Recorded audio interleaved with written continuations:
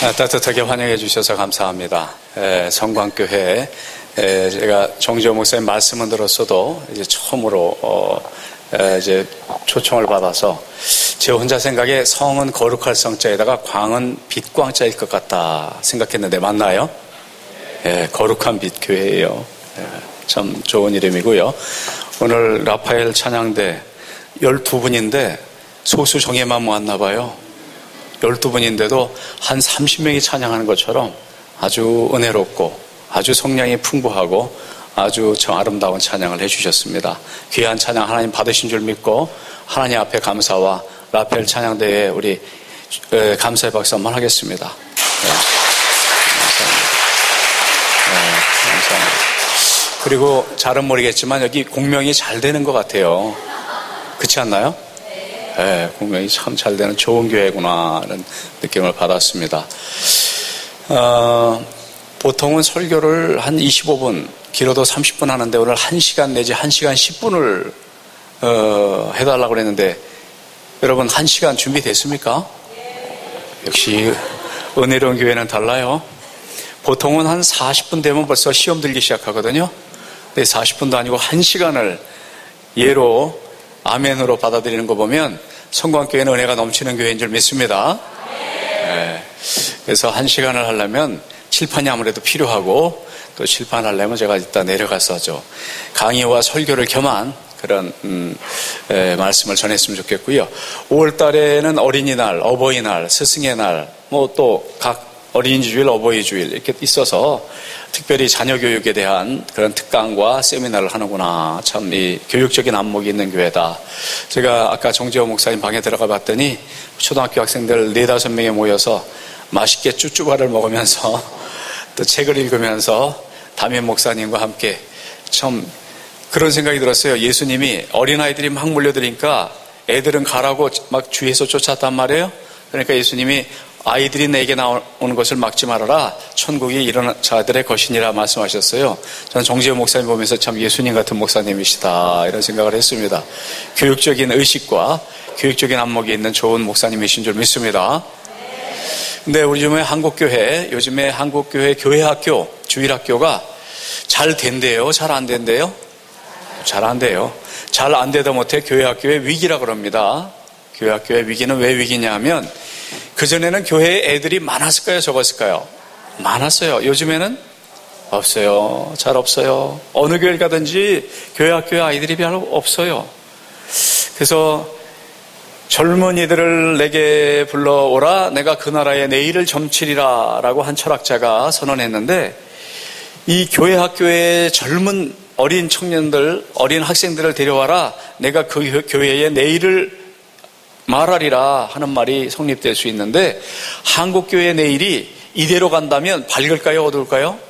어둡습니다.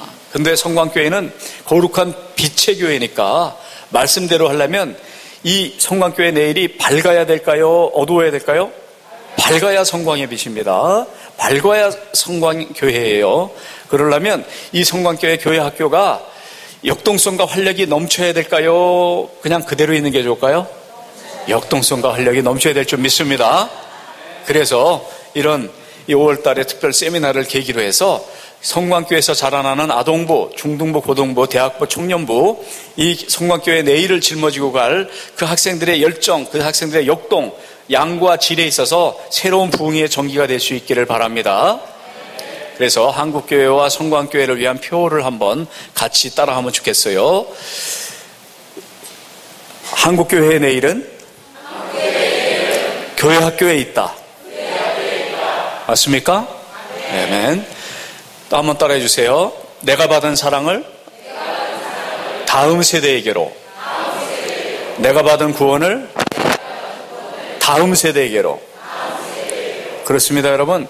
내가 받은 사랑, 내가 받은 구원을 다음 세대에게 전해야만 한국교회 내일이 있고 성광교회 내일이 있을 줄 믿습니다. 저희가 자라날 때에 이 여름 벌써 6월 시작되고 7월 이렇게 되면 뭘 할까요? 교회에서는 여름 성경학교를 합니다. 그때 여러분 여름 성경학교 해보신 분들 많죠? 한번 손들어 보십시오. 여름 성경학교 옛날에 해보신 분들. 여름 성경학교. 예. 보면 흰 구름 뭉게뭉게 피는 하늘에 아침에 명랑하게 솟아오른다. 다 기억나시죠? 우린 같은 세대예요. 근데 요즘에 이 여름 성경학교 주제가 부릅니까? 안 부릅니까? 안 불러요. 그 자체가 벌써 활력이 없다는 얘기예요. 주제가가 있어야 되고 모토가 있어야 되고 성경 구절, 주제 구절이 있을 때에 그 구심점이 생기고 방향성이 생기는데 여름 성경학교 주제가가 실종됐어요. 다시 이 시대에 맞는 여름 성경학교가 새로 나오든지 아니면 찬송가에서 찾아내든지. 저는 찬송가에서 찾았습니다. 여름 성경학교 주제가. 우리 한번 이 시간에 같이 부르기를 원하는데요. 피아노 반주 가능할까요? 뭐냐 하면 205장이에요. 우리 새 찬송가 205장에 보면 내가 받은 사랑을 다음 세대계로 주 예수 크신 사랑 늘 말해주시오. 내가 받은 사랑, 우리가 경험한 이 사랑을 늘 말씀해 주시고 나 항상 듣던 말씀 주 예수 크신 사랑을 늘 들려주실 때에 내 영혼의 울림이 있고 우리 다음 세대의 영혼의 울림이 있어서 현재와 내일과 지금과 영생에 이르기까지 새로운 힘과 비전과 소망의 말씀, 또한 사랑의 말씀, 또 생명의 복음, 사랑의 복음이 나와 우리 가정과 이 성광교회를, 그리고 이 지역사회를, 그리고 한국교회를 새롭게 변화시켜 주시옵소서. 진정한 거룩한 빛 되게 하여 주시옵소서 하는 마음으로 우리 205장 함께 찬송할 텐데요. 특별히 이 교회학교라는 것, 또 교육이라는 것은 마음이 젊어야 될까요? 마음이 노숙해야 될까요?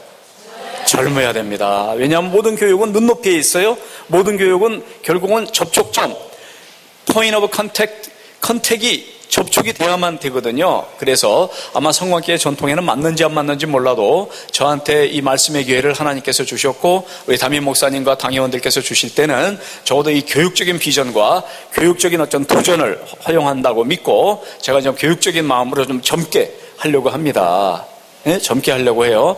그래서 한번 제가 미리 한번 사전에 말씀을 드려야 되겠습니다. 나이에는 최소한 3가지 나이가 있습니다. 한번 따라해 보세요. 달력 나이, 신체 나이, 마음 나이. 그렇습니다. 여러분, 달력 나이는 숫자에 불과해요. 달력 넘어가면서 먹는 나이는 그냥 숫자일 뿐이에요. 달력 나이보다 중요한 건 신체 나이예요. 숫자랑 상관없이 내 몸이 건강하면 그 사람은 젊은 사람이고 그 사람은 체력이 있는 사람이고 그 사람은 능력이 있는 사람인 줄 믿습니다.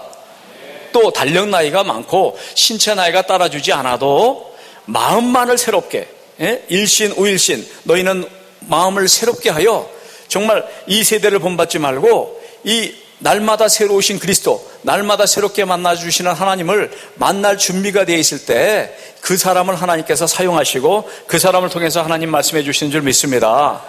그래서 달력 나이, 신체 나이 상관없이 이 시간에는 우리의 마음 나이와 우리의 심령 나이를 영원하신 하나님 앞에서 늘 젊게, 예수님이 영원한 어린아이가 됐잖아요. 영원한 이터널 차일드로 오신 그 예수님을 성탄절 때마다 우리가 높이고 감사하고 찬양하지 않습니까?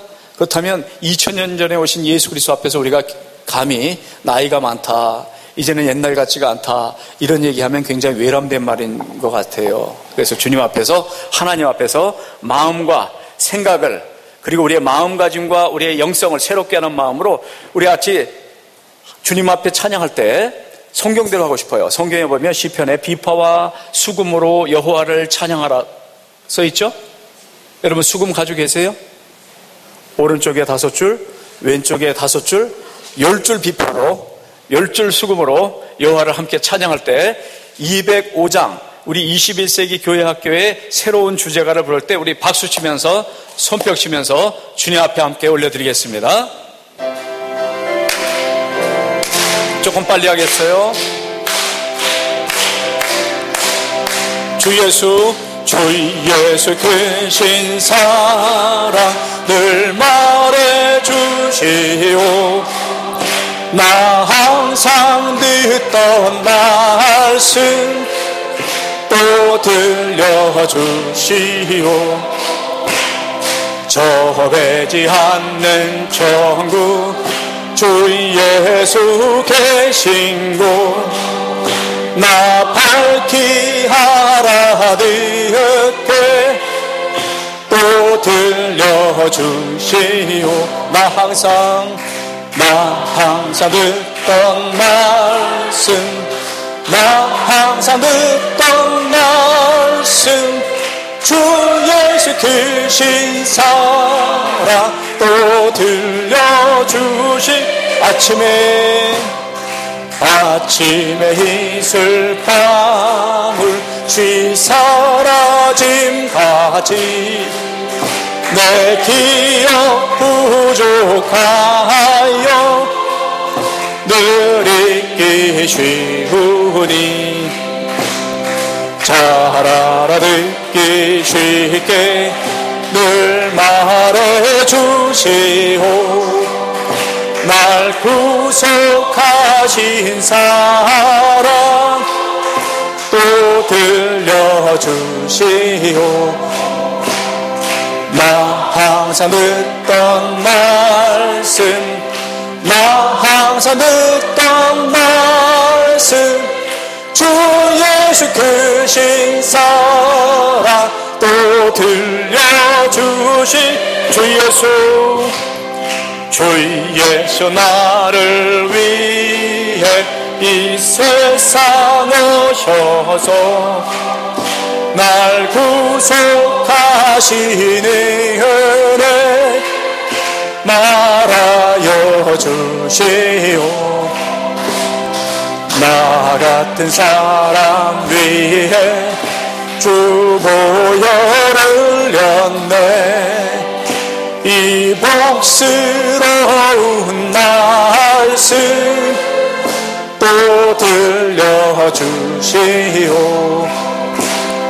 나 항상 듣던 말씀 나 항상 듣던 말씀 주 예수 크신 사랑 또 들려주신 이 세상 헛된 영화 날 미혹할 때에 주 예수 크신 사랑 늘 들려주시오 전국에 빛난 영광 내 눈에 비칠 때 주 예수 크신 사랑 또 들려줄 나 항상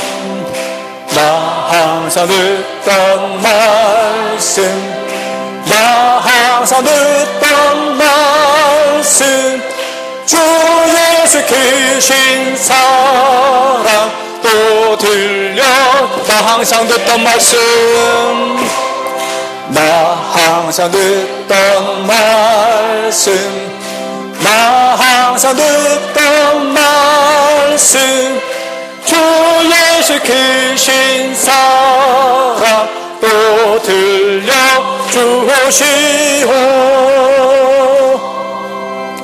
나 항상 듣던 말씀 나 항상 듣던 말씀 주 예수 크신 사랑 또 들려주시오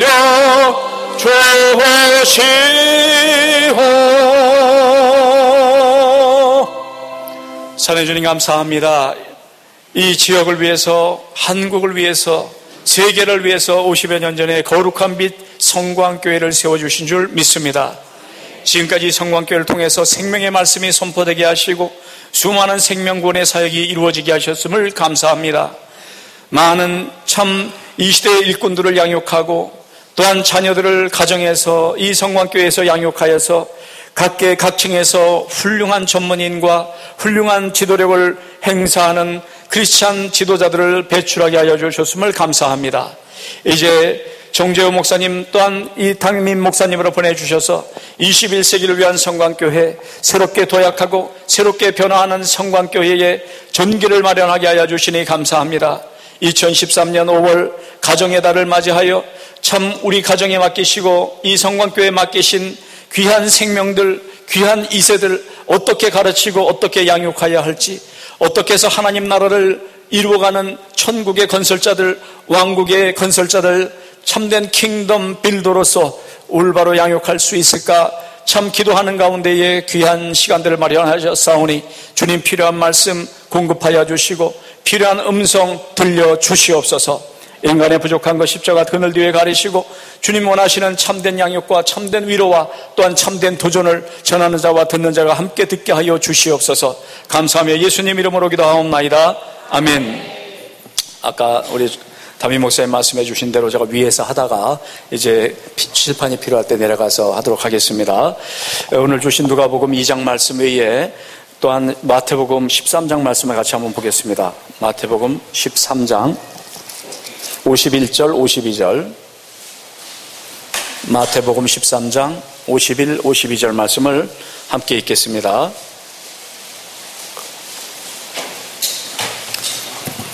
마태복음 13장 51절 52절 우리 한 목소리 읽겠습니다. 시작. 이 모든 것을 깨달았느냐 하시니 대답하되 그러하오이다. 예수께서 이르시되 그러므로 천국의 제자된 서기관마다 마치 새 것과 옛 것을 그 곳간에서 내오는 집 주인과 같으니라. 아멘. 이 모든 것을 깨달았느냐? 천국 복음. 천국은 마치 씨 뿌리는 자와 같다. 천국은 마치 밭에 감추인 보화와 같다. 천국은 마치 이 물고기를 잡는 그 그물에 든 물고기와 같다. 다양한 천국 하나님의 나라를 선포하신 후에 이 모든 것을 깨달았느냐? 그리고는 이 모든 가르침의 핵심, 이 모든 가르침의 결론을 단 한 줄에 요약하고 계세요. 그 단 한 줄은 52절입니다. 천국은 마치 뭐와 같느냐? 서기관이 곳간에서 무엇과 무엇을 내온다고 그럽니까? 새 것과 옛 것. 물론 신약 말씀과 구약 말씀, 성경 말씀을 의미하고요. 동시에 그 말씀의 다중성, 말씀의 함축된 의미는 뭐냐? 새 것이라는 것은 현대, 변화를 뜻하는 거고요. 옛 것은 전통, 우리의 유산을 뜻하는 겁니다. 여러분, 변화가 좋은 것이에요? 전통이 좋은 것이에요? 그렇습니다. 여러분 벌써 득도하셨어요. 벌써 깨달으셨어요. 변화와 더불어 전통, 새 것과 더불어 우리의 믿음의 유산을 함께 유지하는 것이 천국의 서기관들, 하나님의 일꾼들, 그리스도의 제자들이 하는 거란 말이죠. 근데 대부분의 우리 한국교회는 새 것을 좋아하는 경향이 있을까요? 아니면 전통에 머무르는 경향이 있을까요? 전통에 머무르는 경향이 거의 한국교회 대부분이에요. 그러면 전통에 머물렀을 때의 좋은 점은 뭐냐? 우리의 정체성. 우리는 누구냐?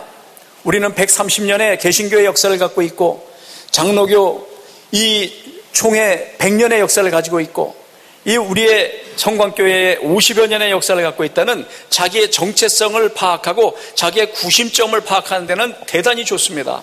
그러나 여러분 옛날에는 컴파스를 초등학교 때 중학교 때 많이 갖고 다녔어요. 자도 갖고 가고 각도기도 가져가고 요즘은 안 갖고 다니는 것 같아요. 컴파스로 원을 그리려면 컴파스에는 두 다리가 필요해요. 두 다리 중에서 한 다리는 뾰족한 철심이 박혀 있고 또 한 다리에는 몽당 연필이 박혀 있습니다. 옛날 기억나시죠? 그러면 날카로운 철심이 중요한 거예요? 아니면 몽당 연필이 중요한 거예요? 그렇습니다. 여러분, 그 철심이라는 것은 구심점을 뜻하는 거예요. 그 철심으로 움직이지 않고 정중앙에 딱 박혀 있어야만 흔들리지 않는 확고한 그림을 그릴 수가 있고 원을 그릴 수가 있어요. 근데 작은 원, 조그만 원을 그릴 때와 큰 원, 장막터를 넓혀라, 내 입을 크게 벌려라, 내가 그것을 채우겠다고 말씀할 때에 큰 원을 그리려면 그 원의 컴파스를 좁혀야 됩니까? 넓혀야 됩니까? 넓혀야 돼요. 넓혀서 그 몽당 연필이지만은 그 구심점에다가 힘을 주고 그려낼 때에만 마치 옛날에 땅 따먹기 할 때처럼. 옛날 땅 따먹기 해보셨어요? 우리는 같은 세대예요. 땅 따먹기 할 때처럼 크게 넓게 원대하게 5대양 6대주를 글로벌 시대에 글로벌 크리스천, 글로벌 리더를 키워내는 성광의 젊은이들과 성광의 어린아이들이 그 시대의 지도자가 되고 그 시대의 하나님 나라를 건설해내는, 전 세계를 다니면서 여호와의 말씀을 증거할 수 있는 각계의 지도자들이 많이 나타나시기를 주님의 이름으로 축원합니다. 그러려면 구심점과 원심력이 있어야 되는 거예요. 구심점의 정체성도 있어야 되지만 원심력의 변화와 원심력의 끊임없는 도전. 아놀드 토인비 유명한 역사가가 역사는 끊임없는 도전과 응전의 역사라고 했어요. 도전 앞에 끊임없는 변화가 닥쳐와요.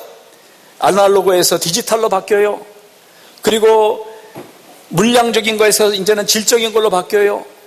또 물량적인 힘을 중시했다면 이제는 질적인 디자인과 질적인 어떤 신미성을 중요시하고 강조하는 쪽으로 바뀌어요. 그전에는 남존여비의 사상으로 사회의 질서와 가정의 질서를 세웠어요. 결혼하면 그 집 귀신이 됐어요. 결혼하고 다시 친정으로 돌아오면 친정에서 환영했어요. 다시 돌아가라고 그랬어요. 근데 요즘에는 친정에서 그렇게 고생할 거면 빨리 나와라. 엄청난 변화가 이루어졌어요. 그리고 남존여비의 의미도 바뀌어져 버렸어요. 남존여비, 남자는 더 존귀하고 여자는 그 남자를 돕는 그 좀 이렇게 무수리 역할을 해라 하는 것이 남존여비였는데, 지금의 남존여비의 현대적인 해석은 뭐래요? 남자 존재의 의미는 여자의 비위를 맞추는 데 있다 로 바뀌었어요. 그래서 지금도 여자 대통령의 비위를 맞추려고 많은 수석 비서관들이 아주 그냥 절절매면서 비위를 맞추고 있는 시대가 왔어요. 이미. 그럼 이 시대가 망조가 된 겁니까? 아니라고 그러잖아요. 이 시대가 망조가 된 것이 아니고 글로벌 시대, 글로벌 스탠다드, 유엔과 독일과 힐러리 클린턴이 그런 얘기를 했잖아요. 만일 그 힐러리 클린턴의 남편 빌 클린턴, 그죠? 빌 클린턴을 만나지 않았으면 어떻게 됐냐? 그러니까 아마 이렇게 얘기했던 것 같아요. 나를 만난 남자가 대통령이 됐을 것이다. 자기는 킹메이커. 하여튼 이제는 서로 남자와 여자가 우열을 가르기보다도 남자와 여자가 서로 상호 보완해서 하나님은 남자만의 하나님도 아니고 여자만의 하나님도 아니고, 그건 우열과 시비의 존재가 아니고 상호 보완과 상호 파트너, 돕는 헬핑 파트너, 돕는 조력자로서 서로 함께 합력하고 합심해서 더 웅대하고 더 의미 있고 더 질감이 있는 아름다운 가정과 아름다운 사회와 아름다운 교회를 이루도록 부르신 줄 믿습니다. 이런 시대의 끊임없는 변화 앞에 누가 내 치즈를 옮겼을까? 라는 스펜서의 그 베스트셀러가 있지 않습니까? 이 생쥐가 말이에요. 생쥐가 좋아하는 음식이, 우리나라는 모르겠라도 서양은 아마 뭐를 좋아한대요? 치즈를 좋아하나 봐요. 그 생쥐가 드디어 치즈 창고를 발견한 거예요. 엄청난 치즈가 거기 저장이 돼 있어요. 이 정도면 내가 평생 먹고도 자손 3대를 남겨줘도 먹고 살 만한 걸 발견한 거예요. 그래갖고 이제는 고생 끝났다. 고생 끝, 행복 시작. 그래갖고 정말 태평성대를 노래했는데 어느 날 가보니까 그 치즈가 있어요, 없어요? 없어졌어요. 그러니까 옛날에는 하나 확보하면 대를 물려서 그걸 누릴 수가 있었고 향유할 수가 있었지만, 지금 같은 불확실성의 시대와 지금 같은 엄청난 속도 변화의 시대에는 이걸 확보했다고 해서 그것이 그 다음 때는커녕 자기 당대도 갈 수 없는 엄청난 변화의 속도 속에 우리는 살고 있다는 거예요. 그렇다면 우리가 해야 될 것은 무엇이냐? 끝까지 유지하는 것 못지않게 중요한 것은, 그 정신은 유지하지만 그 정신을 표현하는 방식은 바뀌어야 될까요? 안 바뀌어야 될까요? 바뀌어야 돼요. 제가 1960년대에 초등학교를 다녔습니다. 그때 제가 그 당시 어른들이 하는 말로 마누라 없이는 살아도 장화 없이는 못 산다는 영등포에서 살았었어요. 그때 영등포를 진등포라고도 그랬어요. 왜 이렇게 비만 오면은 진창과 뻘창이 많은지. 한번 신발을 한번 올렸는데 신발은 그대로 있고 발만 나와요. 그 1960년대 당시에요. 공부를 좀 잘하려면 4대 문 안에 들어가야 된다 그래갖고 공립학교 중에서 경기고녀 맞은편, 옛날 어른분들은 또 경기고녀라고 그랬어요. 경기고녀 맞은편 독수궁 후문 쪽에 있는 초등학교, 당신 국민학교죠? 국민학교가 하나 있었어요. 이름이 뭐게요? 독수국민학교예요. 그 학교가 경기, 서울, 경북을 제일 많이 보낸다 그래갖고 영등포에서 제가 거기까지 유학을 간 거예요. 근데 그 독수국민학교 앞에 보면 좌판, 그때 가난할 때 아닙니까? 좌판에 거무죽죽한 거 한 3개 놓고 파는 사람이 있었어요. 근데 그 거무죽죽한 거 3개, 4개 놨는데도 그게 돈이 없어서 못 사 먹었어요. 자다가도 그 과일 얘기만 들으면 자다가도 귀가 번쩍하고 벌떡 일어나는 그런 과일이 있었는데 그 과일의 이름이 뭘까요? 바나나예요. 그 당시 바나나라 그러면은 최고의 과일이었습니까? 아니었습니까? 최고의 과일이에요. 스승의 날 같은 때 정말 자기가 존경하는 선생님한테 바나나 3송이를 갖고 들어가면 그 선생님의 눈이 커질까요? 작아질까요? 커졌어요. 근데 지금 스승의 날에 정말 은혜를 많이 입은 분한테 은혜를 갖겠다고 바나나 3송이 들고 가면 느낌이 좋을까요? 안 좋을까요? 바나나는 같은 바나나예요? 다른 바나나예요? 같은 바나나예요. 같은 바나나인데 그 바나나가 의미하는 의미는 같아요? 달라요? 달라요. 그러면 변화를 우리가 수용해야 돼요? 거부해야 돼요? 수용해야 합니다. 변화를 거부하는 사람이 있어요. 아니 바나나는 같은 바나나지 그런 게 어딨어. 옛날에 바나나 좋아했으면 지금도 좋아해야지. 옛날에 귀한 거면 지금도 귀한 거지. 사람에게 간사하면 안 되지. 바나나 같으세요. 아무 소리 하지 말고. 사랑받을까요? 못 받을까요? 못 받습니다. 그래서는 안 되는 거예요. 시대의 변화 앞에 아놀드 토인비가 얘기했어요. 역사는 끊임없는 도전 앞에 창조적인 응전을 해야 되는데 예수님도 그 말을 하셨어요. 예수님은 뭐라 그랬냐면 새술은 새부대에 담아야 된다. 새술을 헌부대에 담아서는 돼요, 안 돼요? 안 된다는 거예요. 그러니까 그 정신은, 그 원리는 같지만 그 정신과 원리를 표현하고 그 정신과 원리를 실천하는 방식은 바뀌어야 돼요, 안 바뀌어야 돼요? 바뀌어야 된다는 거예요. 근데 제가 죄송합니다만 올해 이제 55세예요. 저도 이제 5년만 있으면 환갑이에요. 그러면 이제 55세에다가 이제 55세 넘어가면 이제 옛날에는 벌써 50 후반 이렇게 되고 60 되면 노인이라 그랬어요. 노인 아니라 그랬어요. 노인이라 그랬어요. 노인이라고 그랬거든요. 지하철 공짜로 표 받으려면 몇 세 돼야 되죠? 아직은 10년 더 살아야 되네. 나이가 들어갈수록 옛날 게 좋아요? 요즘 게 좋아요? 옛날 게 좋더라고요. 옛날에 먹어봤던 게 맛있고 옛날에 놀던 거, 옛날 친구, 옛날에 듣고 경험한 게 좋더라고요. 솔직히 저도 그렇더라고요. 저도 옛날에는 한때 이민 목회를 자꾸 오라 그래갖고 갈까 했는데 요즘에는 안 가요. 나이가 들어갈수록 우리나라, 내 나라, 내 땅, 내 민족이 좋지 젊었을 때는 남의 나라가 좋아요. 새로운 거, 신기한 거, 경험하지 못한 거. 그러나 나이가 들어갈수록 내 것의 소중함을 점점 더 느끼는 거예요. 그래서 나이 드신 분들은 새 것을 좋아하지 않고 음식을 먹어도 곰탕을 먹거나 하여튼 뭘 먹어도 하다못해 뭐 해장국을 먹거나 또 무슨 뭘 먹어도 그 감자탕이라 그럽니까 그거? 그런 걸 먹어도 뭐가 붙어 있어야 좋아요? 원조가 붙어 있어야 좋아하는 거예요. 근데 요즘 젊은 애들은 10대, 20대는 원조를 좋아할까요? 안 좋아할까요? 안 좋아해요. 최신을 좋아해요. 핸드폰 같아도 갤럭시 S3도 싫고 S4도 이제는 아이폰 5로 넘어가야 아주 최신이 좋은 거예요. 애들은.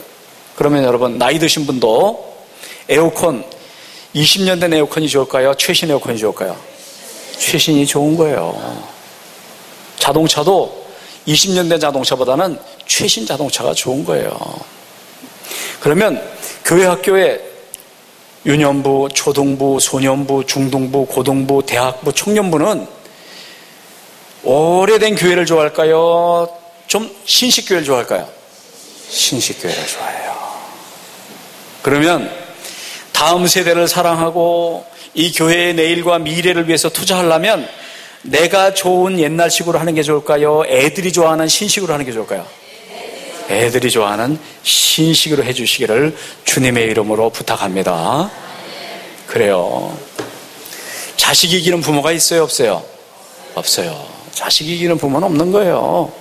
제가 어저께 정말 그 북한 주체사상과 그 주체사상의 허구성에 대해서 이 세미나를 하고 논찬을 하고 왔는데, 북한은 가정을 왜곡시켰어요. 가정을 왜곡시켜서 자기를 낳은 혈육의 부모님보다 김일성 어버이 수령동무가 더 위대하고 더 훌륭해서 자기를 낳아준 부모보다 김일성에게 더 충성하고 김일성의 아들 김정일에다가 김정은에게 충성하는 것이 옳다고 가르쳤어요. 그렇게 가르쳤어요.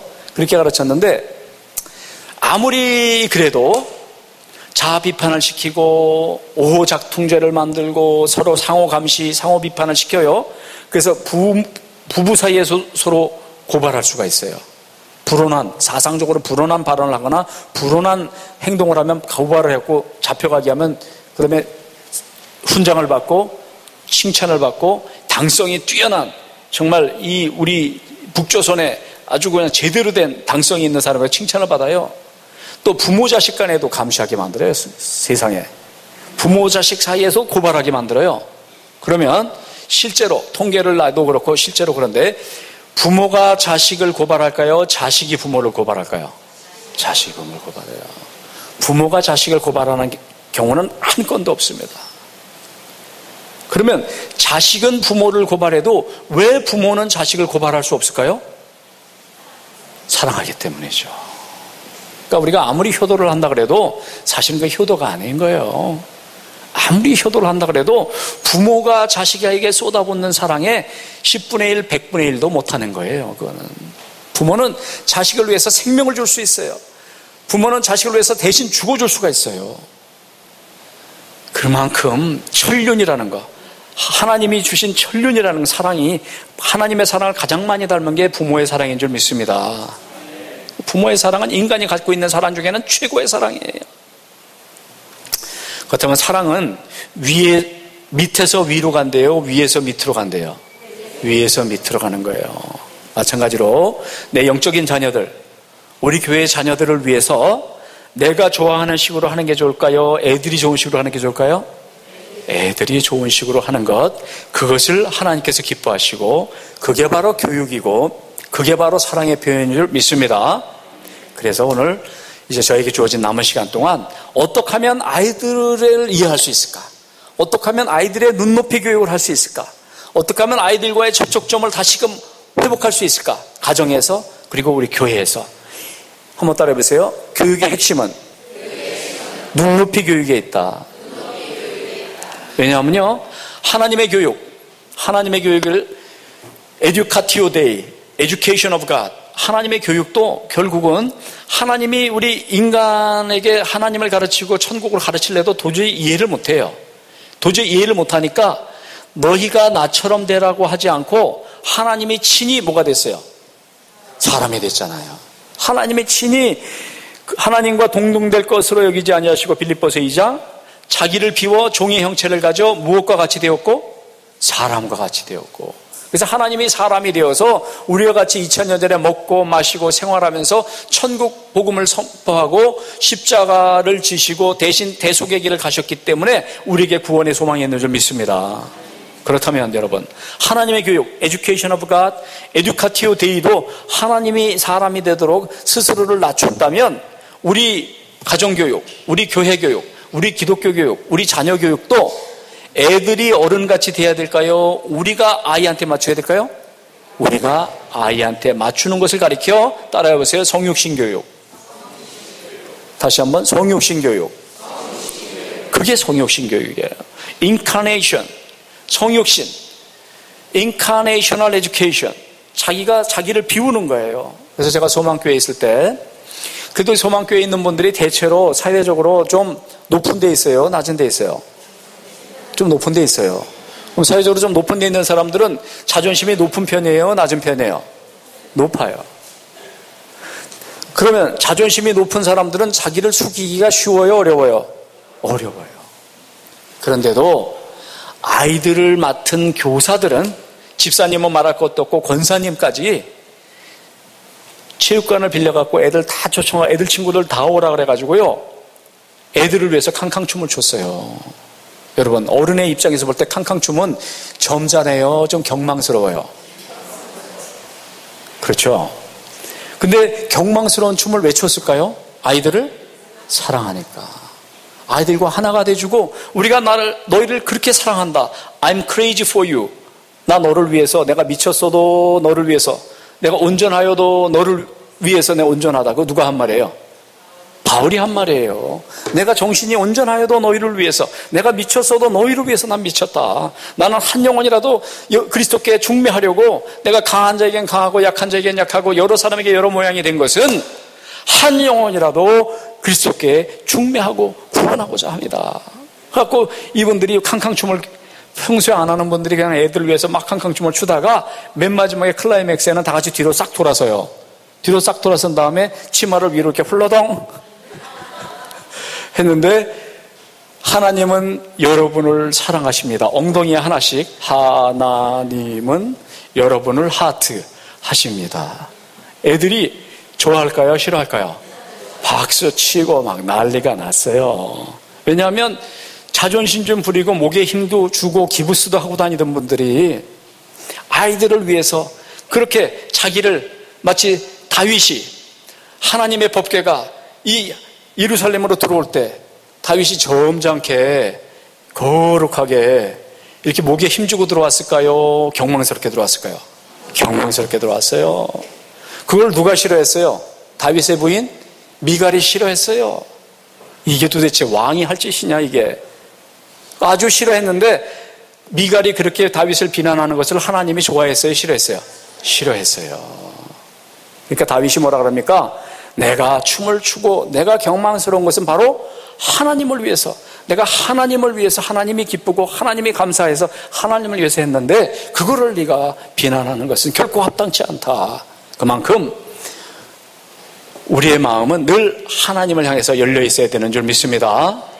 그리고 모든 교육은 내 중심이 아니고 하나님의 눈으로 볼 수 있어야 되는 줄 믿습니다. 그리고 모든 교육은 아이들의 눈높이에서 아이들의 그 접촉점과 아이들의 그 관점에서 이루어질 때 아이들이 고마워하고 감사하고 기뻐해서, 나는 예수님을 잘 모르고 나는 하나님을 잘 모르지만 나를 위해서, 우리를 위해서 이렇게 사랑을 보여주는 선생님 때문에, 집사님, 권사님, 장로님 때문에, 목사님 때문에 내가 교회를 나옵니다. 그랬다가 그들이 하나님을 직접 만나고 그리스도를 만나고 말씀 가운데 변화될 줄 믿습니다. 우리도 생각해 보세요. 우리가 처음부터 이렇게 철들었던 건 아니잖아요. 처음부터 이렇게 하나님, 예수님, 그리고 성령님 우리가 뭐 만나고 음성 듣고 그런 건 아니잖아요. 그래서 제가 좀 이따가 쓸 수 있도록 해주세요. 그러면 네. 우리가 처음부터 그걸 할 수 있는 게 아니기 때문에, 처음에는 저도 기억나요. 저는 모태신앙입니다. 제가 뱃속에 있을 때 어머님이 교회를 다니셨거든요. 모태신앙이라는 게 무슨 뜻입니까? 근데 이런 경향이 있어요. 총동원 전도주의를 한다. 전도해봐라. 그러면 못한대요. 또 앞에 나와서 좀 간증 좀 해봐라. 못한대요. 왜 못하냐 그러면 나는 모태신앙이라 못한대요. 성가대 해봐라. 교사해라. 그래도 못한대요. 그냥 모태신앙이기 때문에. 모태신앙의 좋은 점은 변함이 없어요. 모태신앙은 교회 나오지 말라 그래도 나와요. 왜냐하면 뱃속에서부터 교회를 다녔기 때문에 교회를 안 다니면 갈 데가 없어요. 그게 모태신앙이 좋은 점입니다.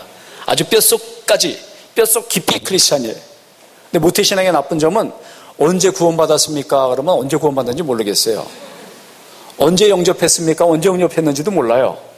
대신 born again 크리스찬, 자기가 회심하고 마음으로 믿고 입으로 고백한 born again 크리스찬들은요, 안 좋은 점이 좀 있긴 있어요. 뭐가 안 좋냐 하면 가끔 기분이 상하거나 아니면 가끔 은혜가 떨어지면 어떤 모습이 나와요? 옛 모습이 나와요. 아, 이거 내가 예수 안 믿었으면, 내가 옛날 같으면 저걸 그냥 팍 단번에 그냥, 이 옛날 사람이 완전히 없어진 게 아니고 저 밑에 어디가 눌려 있다가 갑자기 툭 튀어나올 때가 있어요. 그게 좀 안 좋은 점이라면, 대신 born again 크리스찬, 마음으로 믿고 입으로 고백한 born again 크리스찬의 좋은 점은 뭘까요? 열정이 있어요. 화끈합니다. 예? 왜냐하면 내 이전과 이후가 구별되는 거예요. Before and After가 확실히 구별되는 거예요. 여러분, 역사에도 역사의 기원전과 기원 후를 딱 나누는 분수령, 그 분기점이 누굽니까? 누구의 탄생입니까? 예수님 탄생이에요. 기원전을 약자로 뭐라 그래요? 영어로? BC. BC가 뭐예요? Before Christ. 예수님 오기 전은 기원전이에요. AD는 다시 라틴어를 썼어요. 아노 도미니. 주님이 오신 해. 주님이 오신 지 2013년 되는 해예요. 지금이. 그렇다면 본어게인 크리스찬들은 마음에 분명한 고백과 결단과 확신이 있기 때문에 자기 인생의 BC와 AD가 있어요. 내가 예수님을 고백하기 이전과 예수님을 나의 메시아로 고백한 이후의 삶이 바뀌었어요. 그 사람들은 분명한 확실한 정체성이 있는 사람들이에요. 그렇다면 모태신앙인도 언젠가는 내 조부모의 하나님, 내 어머니 아버지의 하나님이 나의 하나님이 되는 분명한 결단의 고백이 있어야 될 줄 믿습니다. 이게 회심이에요. 오늘 양육과 회심의 변증법이라고 했는데 아무리 모태신앙이라도 그 부모님의 하나님이 나의 하나님으로 고백되는 그 교육이 가정에서든 교회에서든 반드시 있어야 돼요. 또 그런 고백이 있었던 본어게인 크리스찬이라 할지라도 잘 양육을 받아서 저 속에 옛 습관, 옛 자아가 이제 씻어지고 정화되어서 점차 뼛속까지 크리스찬이 되어져가는 과정, 그 과정을 가리켜 한번 따라해보세요. 양육. 그리고 또 따라해보세요. 회심. 이 양육과 회심은 서로가 서로를 필요하는 변증법적인 그런 교육이 가정과 교회에서 일어나야 될 줄 믿습니다. 제가 이제 오늘 마태복음 13장의 옛것과 새것, 예수님이 천국의 모든 비유를 단 한 줄로 줄인 것은 천국의 서기관, 천국은 마치 그 서기관이 곳간에서 무엇과 무엇을 내오는 것과 같다고요? 새것과 옛것. 한번 따라해보세요. 우리 교회는 전통을 소중히 하되 끊임없이 변화하고 발전하는 교회입니다. 맞습니까? 그래요. 전통을 소중히 하지만 전통에만 머무르 있으면은 누군가 치즈를 다 뺏어가요. 신흥교회, 생긴 지 얼마 안 된 교회 애들이 다 가버려요. 왜 여기 정체성이 있고 여기 역사가 있는데 왜 애들은 절로 다 갈까? 다시 말씀드리죠. 애들은 옛 것을 좋아한대요? 새 것을 좋아한대요? 새 것을 좋아하기 때문에 신흥교회 가고 심지어 신천지로도 가는 것 같아요. 신천지. 거기에 신자가 들어가서 애들이 좋아하나요? 원래 신천지는 성경에 있는 거예요. 새하늘과 새 땅. 이단 사설에 미혹되고 이단에 빠지는 이유는 우리 그리스도의 몸된 교회가 이 아이들을 받아주지 못하고 수용하지 못하고 변화하지 못하니까 애들이 이단으로 가는 거예요. 끊임없이 우리 교회가 옛 것을 소중히 하면서 정체성을 확실히 하면서도 이 아이들의 요구와 아이들의 필요와 아이들의 변화에 끊임없이 창조적으로 응존해주고 그들을 수용해주고 그리스도를 주의 말씀과 교양과 훈계로 또 성령의 강력한 역사 가운데 회심을 일으켜주는 교회가 되면 이단으로 갔던 애들도 이단의 허구를 깨닫고 다시 그리스도의 몸된 교회로 돌아올 줄 믿습니다. 이걸 위해서 우리가 가정교육과 교회교육이 이루어져야 합니다. 이제 내려가서 하겠습니다. 몇 분 정도, 지금이 3시 반이거든요. 몇 분쯤에 예배가 끝나면 되죠? 알겠습니다. 그러면 그 시간에 맞춰서 제가 하도록 하겠습니다. 제가 문제를 내겠습니다. 문제를.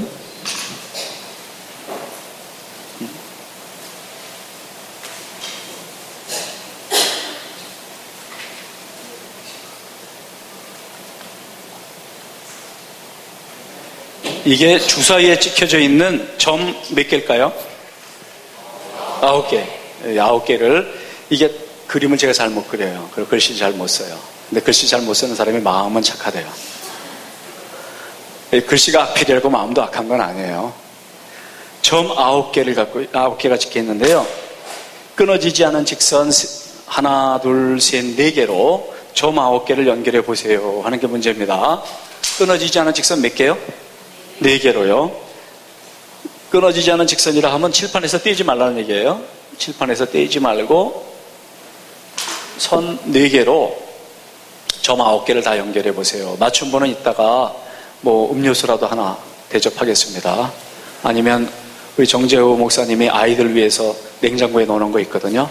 그거라도 제가 목사님께 부탁해서 대접하겠습니다. 자, 끊어지지 않은 직선 4개로 점 9개를 연결해 보세요. 한번 해보실 분? 해보실 분 있습니까? 예배 시간이라 조금 나오게 그러시죠? 네, 나와보십시오. 앞으로 나와보십시오. 틀릴 수도 있지만 중간 박수 한번, 격려의 박수 한번 하겠습니다.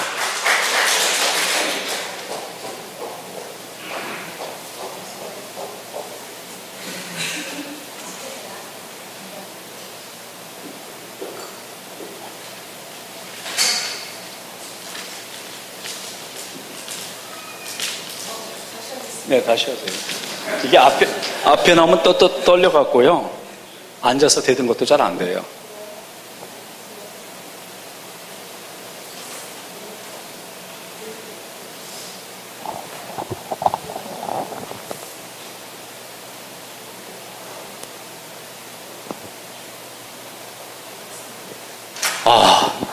어느 부서에 누군지 말씀해 주세요.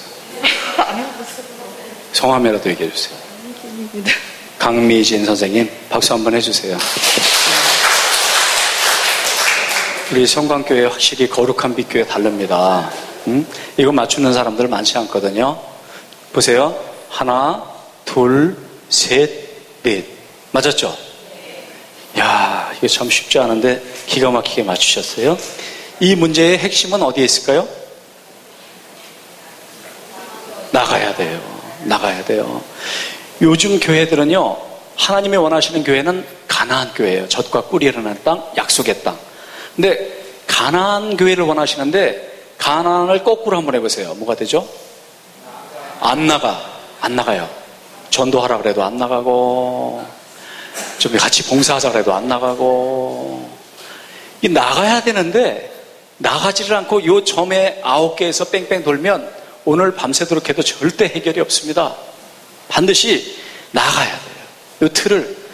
그래서 과학 지식의 혁명이라는 토마스 쿤이라는 사람이 쓴 책에 보면 우리 사람들은 어떤 틀에 갇힌다는 거예요. 프레임에. 그 프레임에 갇혀있는 한 지금 청와대에서 창조경제 하자고 그러는데 창조경제가 틀에 갇히면 될까요? 안 될까요? 안 돼요. 틀에서 벗어날 때 일종의 의도적, 창조적 파격이 있을 때에만 새로운 변화가 있지 틀 안에 갇혀있는 한 계속 그 다람쥐 쳇바퀴처럼 계속 맴돌아요. 그래서 이 안에 갇혀있는 생각을 가리켜 뭐라고 그러냐면 고정관념이라 그래요. 한번 따라해보세요. 고정관념은 굉장히 확신이 부족한 것 같아요. 확신이 없어도 한번 크게 해보세요. 고정관념은 고장난 관념이다. 그래요. 고정관념에 있으면 창조경제가 되질 않습니다. 고정관념에 있으면 절대 변화가 없습니다. 고정관념에 있으면 새로운 가능이 열리질 않아요. 그래서 가나안 교회로 부르시는데 안 나가 교회가 되면 안 됩니다. 가나안 교회로 나가야 됩니다. 우리는 가나 가야 돼요. 그래서 창조적인 변화와 창조적인 응전과 창조적인 어떤 새로운 시도가 있을 때에만 새로운 역사가 새스러운 새 부대의 새 시대의 새로운 비전을 제시해야만 20세기에 끌어왔던 모델이 21세기의 새로운 모델로 바뀌어야 돼요. 그래서 토마스 쿤은 과학혁명의 어떤 그런 지식의 혁명을 바뀌는 걸 가리켜 뭐라고 불렀을까요? 4글자로 패러다임이라고 했어요. 패러다임이 바뀌어야 된다.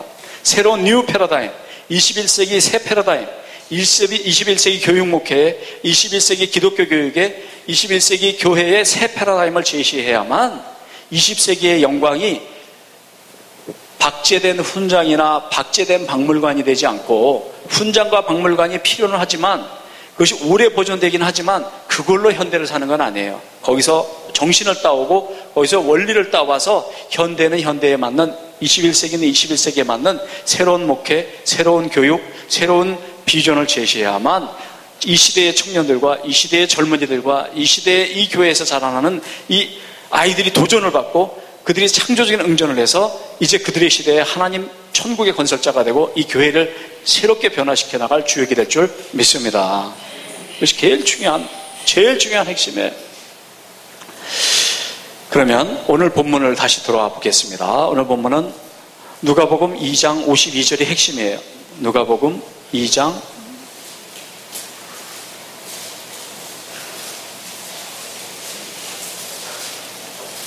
52절.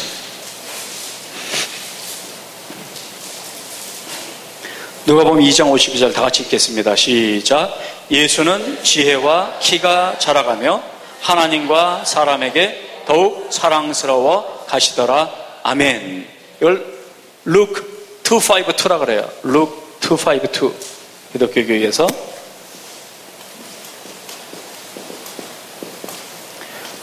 룩은 누가복음이죠. 누가복음 2:5-2는 2장 52절. 이것이 기독교 교육의 모토라는 거예요. 이것이 기독교 교육의 패러다임이라는 거예요. 이것이 기독교 교육의 핵심이라는 거죠. 하나님을 보여주셔서 그러면 족하겠나이다. 이렇게 예수님한테 얘기했어요. 우리도 그런 마음이 있죠. 하나님 좀 봤으면 좋겠다. 너무 막연하고 있는 것도 같고 없는 것도 같고 너무 추상적이고 모호하다. 그때 예수님이 제자들에게 한 말이 있어요. 하나님을 보여주셔서 그러면 족하겠나이다. 그러니까 예수님이 뭐라 그래요? 나를 본 자는 아버지를, 하나님을 보았거늘 어찌하여 또 하나님을 보여달라고 하느냐. 또 예수님, 하나님에 있어서는 성경에 보면 첫 아담이 있고 두 번째 아담이 있어요. 첫 아담이 성공했을까요? 두 번째 아담이 성공했을까요?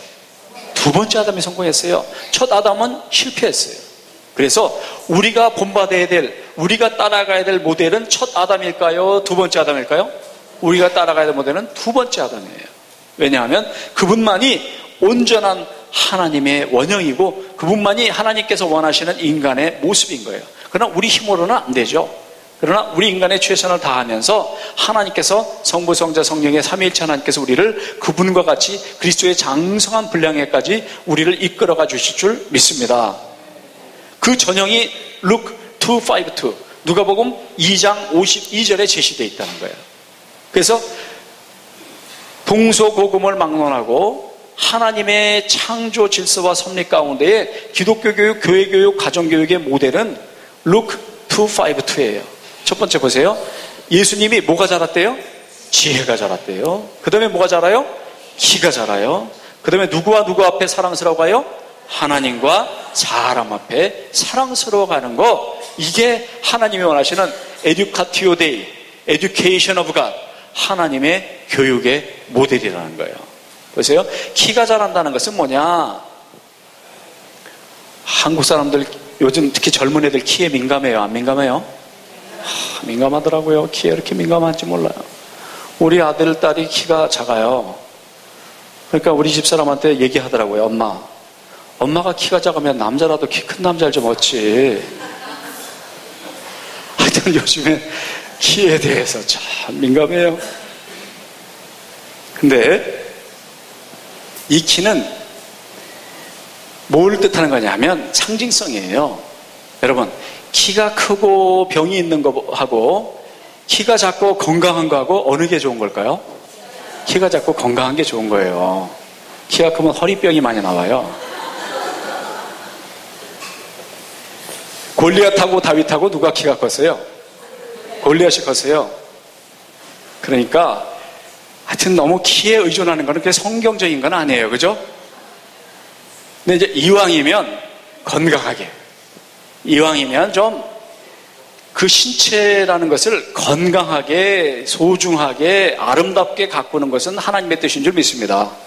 네, 건강하게, 소중하게, 아름답게 갖고 가야 돼요.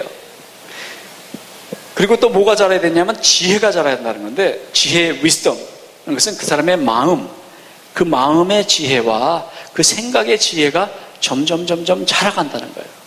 그 다음에 하나님과 사람 앞에 사랑스러워진다는 것은 두 차원이면서 연결이 돼 있어요. 사람에게 사랑스러워지는 것은 사회성이 잘 개발된 거예요. 사회성이 잘 개발된 사람들은 대인관계가 원만하고 사람들이 그를 좋아합니다. 근데 사회성이 개발되지 않으면 사람들이 슬슬 피해요. 왜 사람들이 나만 오면 피하지? 자기는 몰라도 뭔가 문제가 있어서 그럴 거예요, 아마. 그 다음에 하나님 앞에 사랑스러워 간다는 것은 그 영성, 초월성, 하나님과의 그 수직적인 관계가 바로 정립되어 있다는 거죠. 그래서 헨리 나웨인이라는 영성학자, 헨리 나웨인이라는 교육적 영성을 하는 사람은 인간의 교육, 그리고 기독교 교육을 나무에 비유했어요. 나무. 나무는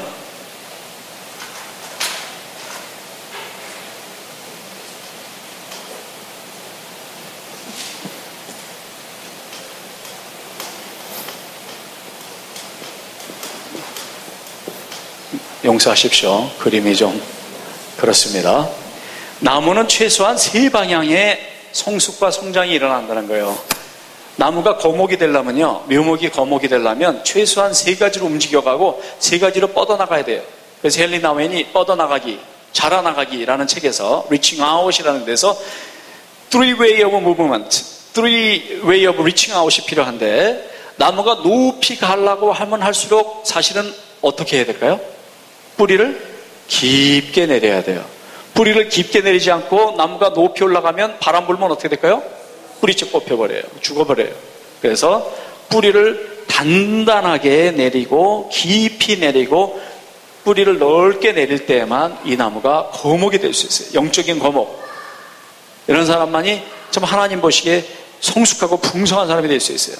그 다음에 그 나무는 또 옆으로 뻗어나가야 돼요. 그래서 그늘도 쉴터도 새들에게, 동물에게, 사람에게 그늘을 제시해야 되고요. 또 낙낙장성 큰 나무가 되려면 메타쉐카이어 아시죠? 위로 쭉쭉쭉쭉 뻗어나갈 때 밑으로, 옆으로, 위로. 그러면 밑으로는 이것이 자기의 존재, 나는 누구인가, 자기 정체성, 자기 존재에 깊은 자기 이해와 자기 정체성이 있어야 되고요. 옆으로 뻗어나간다는 것은 옆으로 사회성, 이웃, 다른 사람들과 더불어 함께 살아가고 더불어 살아가는 사람이 되어야 된다는 얘기고요. 위로 뻗어나가는 것은 하나님을 향해서 영성, 하나님을 향해서 자랄 때에 이 사람은 자기의 존재, 내가 누구인지, 또 이웃 여러 사람들과 더불어 또 하나님과 더불어 함께 성숙해가는 사람이 되도록 키워야 한다는 거죠. 그래서 사실은 이것은 인간의 요소와도 마찬가지 상통하는 것인데요. 인간 자체가 벌써 관계적인 존재인데요. 사람과 사이의 관계성도 있고 자기 내부의 관계성이 있는데, 인간은 크게 3요소로 되어 있어요. 그 3요소는 뭐냐?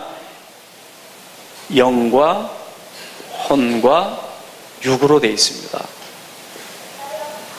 영은 스피릿,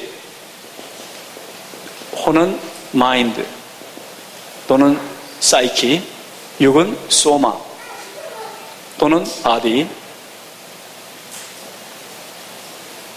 그래서 스피릿, 마인드, 바디로 되어 있다. 영과 혼과 육으로 되어 있다. 인간은 굉장히 전인적인 존재예요. 근데 전통적으로는 영과 혼에 관심이 많았었어요. 영혼에. 근데 요즘에는 어디에 관심이 많은 것 같아요?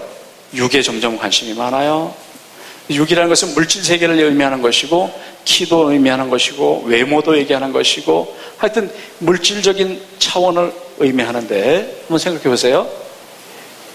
영이 없이 육만 있으면 그것은 짐승입니다. 짐승에게는 영이 없어요. 반면에 육이 없이 영만 있으면 그거는 귀신이에요. 그래서 사람은 귀신도 아니고 짐승도 아니고 영과 혼과 육의 유기적인 결합이 인간입니다.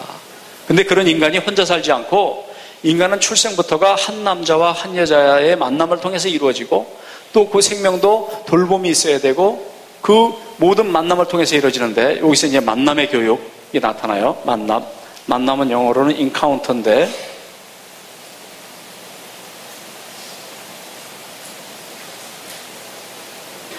사람은 보통 4가지 만남을 통해서 인생이 결정된다고 그래요. 제가 어렸을 때 동네 놀이가 있었어요. 옛날에 동네 놀이 다 해보셨죠? 동네 놀이라는 게 있었는데 요즘은 동네 놀이가 없어요. 애들 다 학원 가 있고요. 또 동네에서 놀라 그러면 다 차가 주차돼 있어서 놀 수가 없어요. 옛날에는 동네마다 놀이가 있었는데, 우리 때는요, 강강수월래 하는 것처럼 애들이 손을 잡고 이렇게 천천히 돌아가면서 칭칭 빵빵 그러면 술래가 불쌍한 표정으로 나도 시켜줘 이래요. 그러면 쪽에서 싫어, 우리 엄마한테 일를래, 니네 엄마가 뭔데 양남시장 떡장수 ACC에 그러고 안 시켜줘요? 그럼 이제 또 칭칭빵빵 나도 시켜줘. 싫어. 엄마한테 일러봤으니까 이제 또 누구한테 일러야 되겠어요? 우리 아빠한테 일러래. 니네 아빠가 뭔데 이 나라의 대통령 아이 고마워 그래갖고 시켜줘요. 청와대에서 내려와서 가르쳐준 것 같아요. 그때는 잘 나가는 놀이였어요. 지금은 별거 아닌 것 같아도 그때는 아주 동네 인기놀이였어요.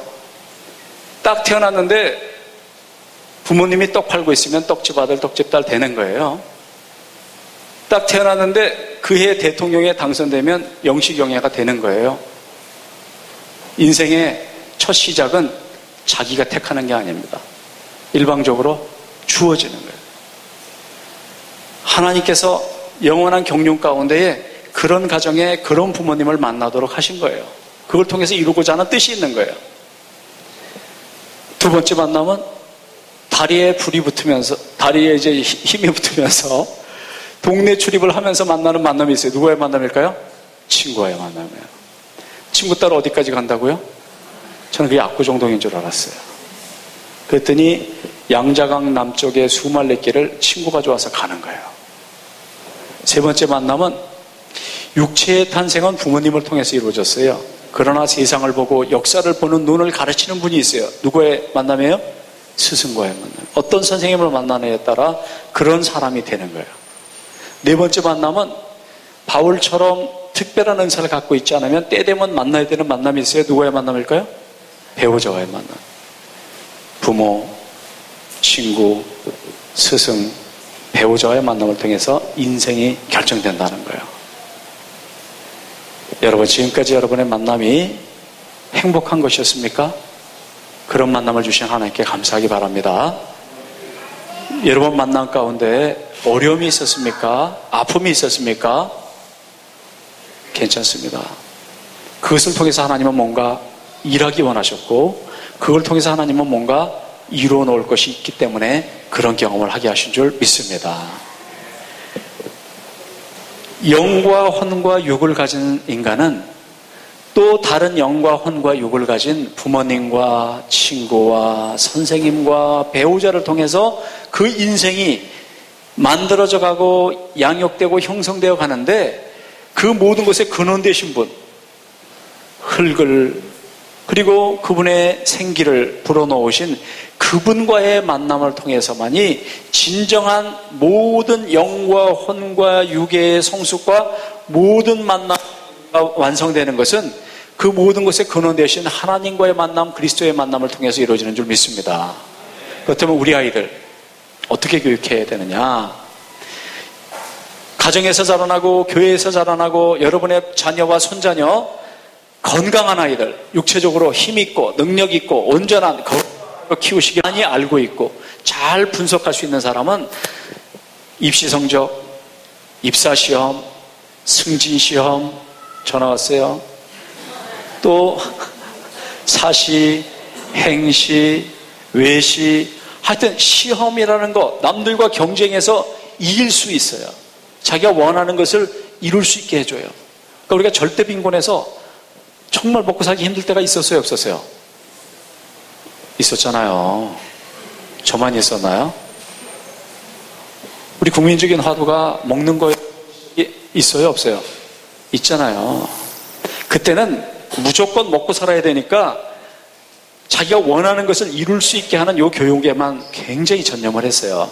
여기만 전념을 하면 어떤 문제가 생기냐? 두 가지 문제가 생겨요. 하나는 이루긴 이뤘는데 이게 단가? 내가 이걸 위해서 이렇게까지 밤잠 못 자고 정말 놀 거 못 놀고 모든 친구와의 관계를 다 희생하면서 여기만 올인했는데 결국 이거 하려고 했나? 라는 허망함이 확 몰려와요. 어느 순간.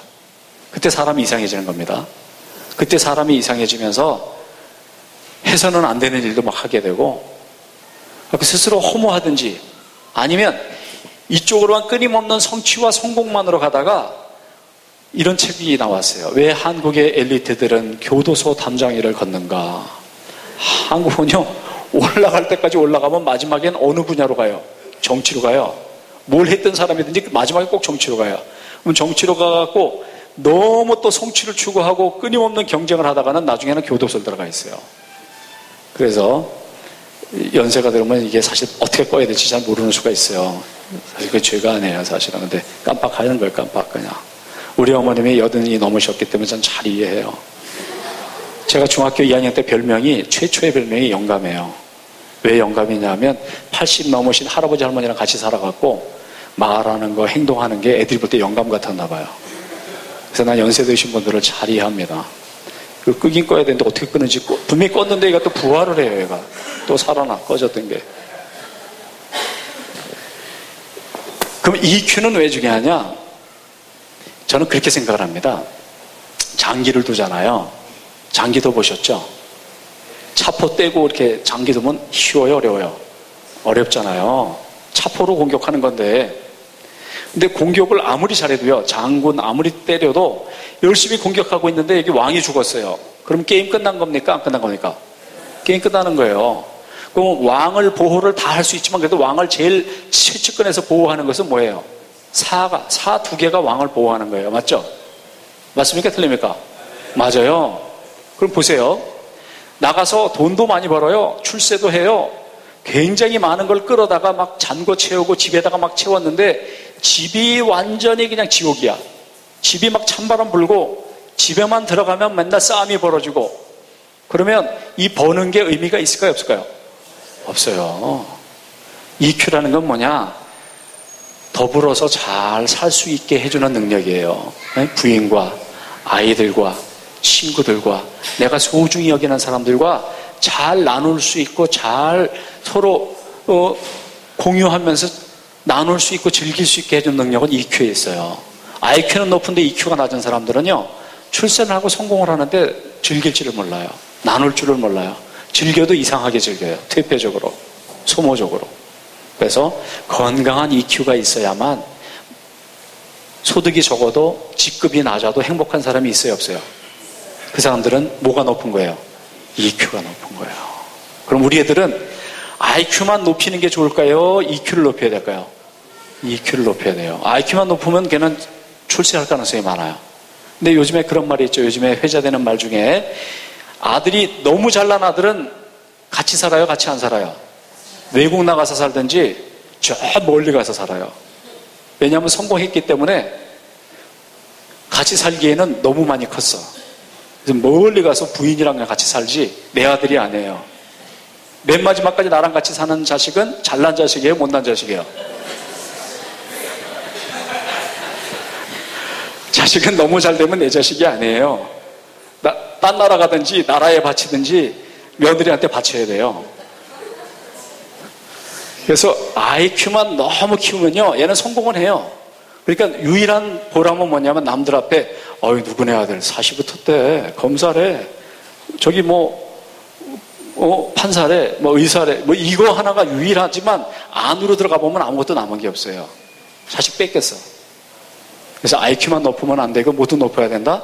EQ가 높아야 돼요. 그 다음에 윌링과 의지력이 높아지면 이 사람은 MQ가 높아져요. MQ는 뭐의 약자냐면 moral quotient. 이것을 해야 될 건지 말아야 될 것인지, 절제해야 될 건지, 이거를 잘 조절할 수 있는 좋은 의지력과 좋은 도덕성이 있는 사람이 돼서 요즘 세상에 IQ 높은 사람 많을까요? 적을까요? 많아요. 한국은 머리가 전 세계에서 1위 아니면 2위예요.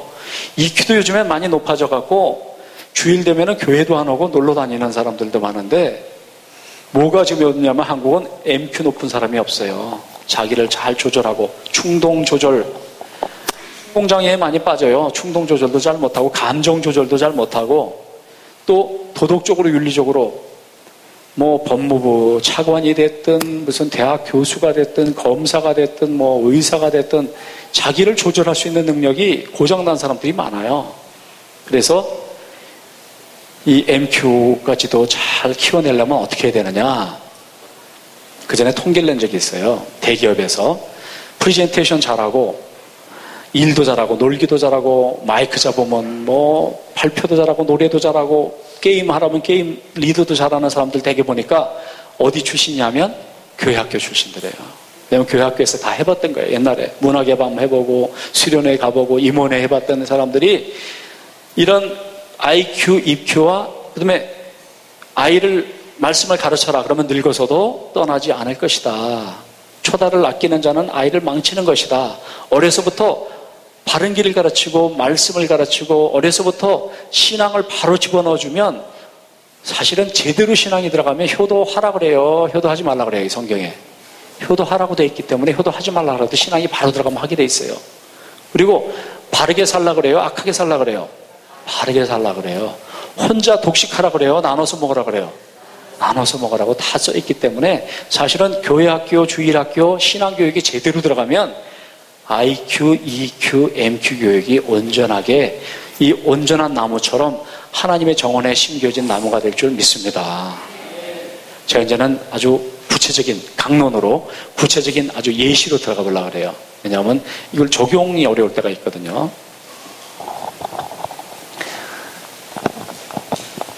한번 따라해 주세요. 가정교육의 핵심은 가정예배에 있다. 가정교육의 핵심은 가정예배에 있습니다. 매일은 못 드려요. 매일 드릴 수 있는 분들은 사실 교회에서 표창해야 돼요. 매일은 잘 못 드려도 하다못해 2, 3일에 한 번이라도 일주일에 한 번이라도 한 달에 한 번이라도 하다못해 절기 때 또는 생일 때라도 한 번 드릴 수 있는 가정과 그렇지 않은 가정은 천지차이입니다. 여러분. 교회에서만 드리는 예배는 교회 교육은 되지만 가정 교육은 안 되거든요. 가정에서 예배를 드릴 수 있을 때 그게 가정 교육이 되는 거예요. 근데 가정 교육은 왜 필요하냐? 여러 가지 이유가 있어요. 첫째는 가정의 질서가 섭니다.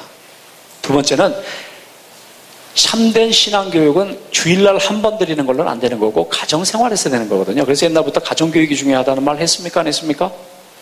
집에서 새는 바가지는 나가서 샌대요? 안 샌대요? 그러니까 가정교육이 중요한 거기 때문에 가정예배가 교회 예배 못지않게 중요해요. 근데 문제는 가정예배 드리기가 참 어렵다는 데 있어요. 제가 소망교회에서 2010년부터 2012년까지 이제 사역할 때 거기서 많은 유머를 듣게 됐어요. 주로 강남 유머예요. 강남 유머가 또 좀 다르더라고요. 강북 유머랑 생활 스타일이 좀 달라서 그런 것 같아요. 근데 들었던 유머 중에서 기억나는 게 하나 있어요. 5번아 자리 거라 6번은 간다인가 6번아 자리 거라 7번은 간다가 있었어요. 집에 이렇게 돌아가는 꼬락서니를 가만히 보니까 집에 파워가 누가 있나 봤더니 파워가 아들에게 있게요? 며느리에게 있게요? 며느리한테 있더라는 거예요. 그러니까 이분이 이제 홀로 남으신 거예요. 어르신이 이제 만화님 돌아가시고 이 어르신 혼자 남았는데 집안에 돌아가는 형태를 가만히 보니까 파워가 누구한테 있다고요? 며느리한테 있어요. 일단은 그날 뭐 먹을까 메뉴를 정하는 거 보니까 며느리 먹고 싶은 걸 만들어요. 그전에는 시아버님 드시고 싶은 걸 만들었는데 지금은 누가 먹고 싶은 걸 만들어요? 며느리가 먹고 싶은 걸 만들더라는 거예요, 이제는. 그럼 그거 만들면 그걸로 누구한테 주나 봤더니 남편한테 줄까요? 아이들한테 줄까요?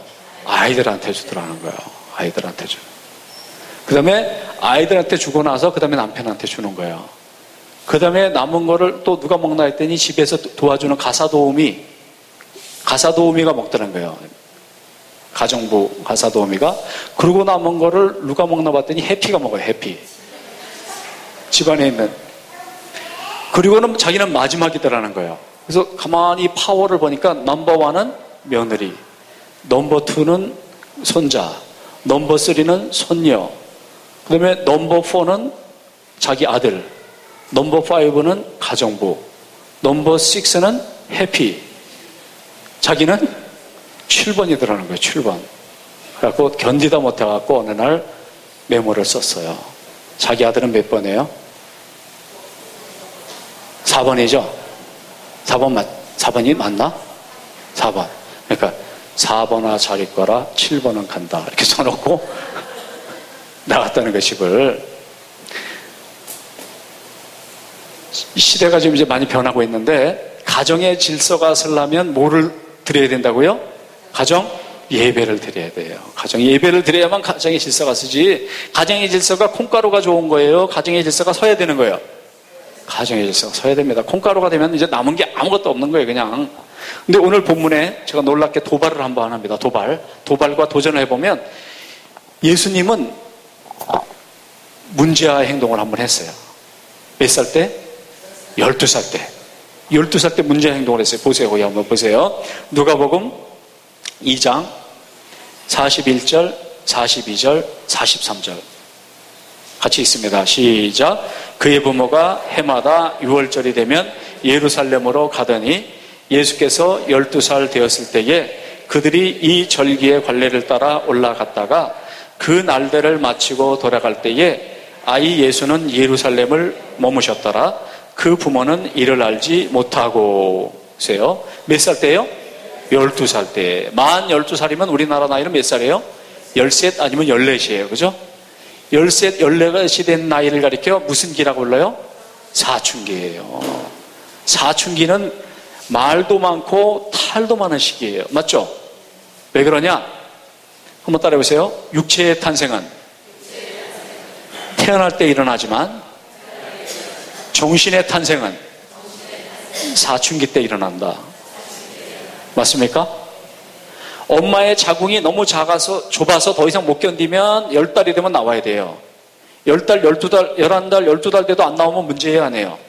문제입니다. 큰일 납니다, 그거는. 그러면 사춘기, 이제 만 12살, 만 13살, 만 14살이 되면 부모의 그 품 안이 좁게 느껴질까요? 넓게 느껴질까요? 좁게 느껴져요. 근데도 부모가 자꾸 걔를 갖다가 쥐려고 그러고 계속 잔소리하면 얘가 때가 안 됐는데 나가요. 때가 돼서 결혼 보내면 출가해요. 근데 때가 안 됐는데 나가는 건 뭐라 그래요? 가출을 한다고요. 예수님이 가출을 하셨어요, 이게. 예수님이 가족과 함께 내려가야 되는데 내려가질 않고 그냥 남아 있었어요. 그러니까 친척들과 같이 아마 삼촌이나 무슨 누가 봐주겠지 하고 나중에 보니까 없어요. 무슨 말씀을 하는 거냐? 사춘기 때가 되면 애를 이제 떠나보내야 될까요? 안 보내야 될까요? 떠나보내긴 보내는데 반만 떠나보내는 거예요. 확실히 떠나보내는 건 언제 떠나보내요? 결혼할 때는 확실히 떠나보내야 돼요. 결혼해서도 안 떠나보내면 문제가 생겨야 한대요. 문제가 생겨요. 일단은 여러 문제가 생깁니다. 마마보이, 무슨 파파걸. 그래서 한번 따라해서 사춘기가 되면 그 아이를 하나님께 올려드립시다. 맞습니까? 내 자식이라 그러면 문제 생겨요. 너 내가 낳아줬잖아. 그러면 그때부터는 문제가 심각해집니다. 에? 내가 언제 태어나고 싶다 그랬어? 이렇게 되는 거예요. 그렇게 하지 말고 너는 하나님의 아들이다. 너는 하나님의 딸이다. 하나님이 너를 엄마 아빠에게 보내주셨어. 그래서 엄마 아빠가 너를 위해서 그래도 최선을 다해서 기도하고 노력하고 뭐 돈이 많든 적든 애쓰면서 하나님의 아들을 하나님의 딸을 최선을 다해서 난 양육해야 돼. 그리고 너가 결혼하게 되면 새로운 가정을 이뤄서 너도 또 하나님께서 너의 가정에게 새로운 생명을 맡겨주실 거야. 그러면 너에게 맡겨주신 생명을 너는 최선을 다해서 말씀과 교양과 훈계로 잘 길러내는 것, 이것이 하나님의 뜻이고 이것이 하나님의 계속적인 창조고 이것이 하나님의 거룩한 백성들을 하나님께서 이 세상을 통해서 이끌어 가시는 방식이야 라고 내 아들이라고 하지 말고 누구 아들이라고 하자고요? 하나님의 아들이다. 그렇게 해야 부모가 좀 모순돼도 우리가 약간 모순성이 있어요 없어요? 있잖아요. 우리가 교회에서 집사님, 권사님으로 장로님으로 목사님으로 보이는 모습하고 아이들한테 보이는 모습하고 어느 게 더 거룩할까요?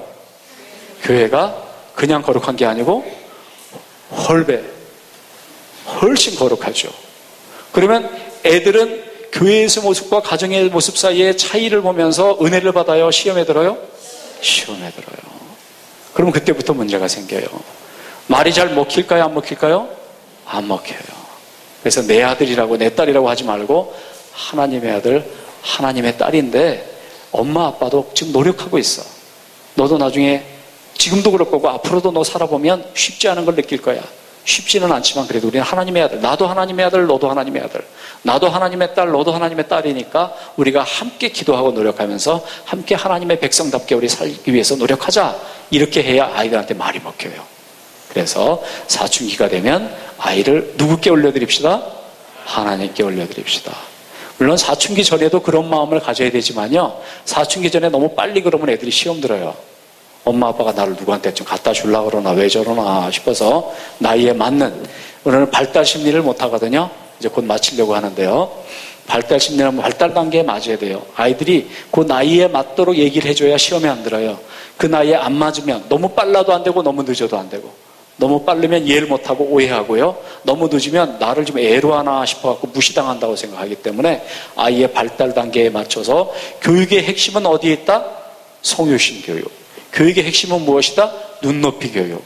교육의 핵심은 접촉점입니다. 근데 접촉점이 쉽지는 않아요. 계속 노력해야 돼요. 그래서 이 두 말씀만 드리고 마칠 텐데요. 첫째는 가정예배를 어떻게 드리느냐가 문제입니다. 그러면 아이들이 자라나는에 따라서 가정예배 형식이 같아야 될까요? 달라야 될까요? 달라야 돼요. 어렸을 때는요, 재밌게 즐겁게 그리고 맛있게, 재밌고 즐겁고 또 예배 드리고 나면 막 과일도 생기고 막 맛있는 것도 막 나오고 그러면 애들은 그 먹는 재미 때문에, 사실 우리 교회 나왔던 것도 처음에 잘 몰랐지만 교회에서 먹을 거 많이 줘서 나오지 않았나요? 저만 그랬나요?